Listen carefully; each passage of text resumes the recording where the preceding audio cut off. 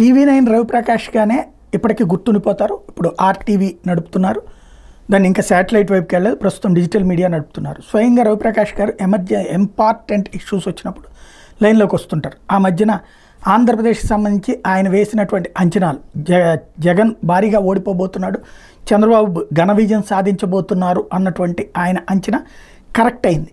ఆ నేపథ్యంలో అంటే ఆయనకున్నటువంటి నెట్వర్క్, ఆయనకున్నటువంటి అనుభవం రెండు కూడా కలిసి వచ్చినాయి.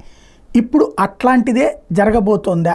ఏదైతే తెలంగాణకు సంబంధించినటువంటి దాంట్లో భారతీయ జనతా పార్టీలోకి బీఆర్ఎస్ విలీనం జరగబోతోంది అంటూ ఆయన స్వయంగా తెర ముందుకి వచ్చి చేసినటువంటి విశ్లేషణ అన్నది సంచలనాత్మకవుతోంది. ఓ పక్కన కేటీఆర్, హరీష్ రావులకి బీజేపీలో ఏ పదవులు ఇస్తారు అన్నటువంటి అంశం దగ్గరే ఆగింది తప్ప అని.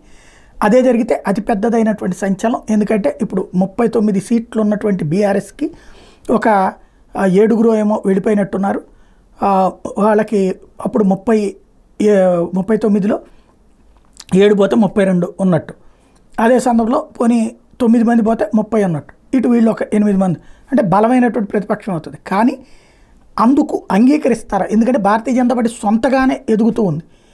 మొన్నటిసారి 14% ఓట్లతో 8 సీట్లు సాధించింది. అట్లాగే పార్లమెంట్ ఎన్నికల్లో ఏకంగా 8 పార్లమెంటు సీట్లని సాధించడంతో పాటుగా దాదాపు 30% దాకా ఓట్లు సాధించింది. టీఆర్ఎస్ అలియాస్ బీఆర్ఎస్ ప్లేస్ని అది ఆక్యుపై చేస్తుంది.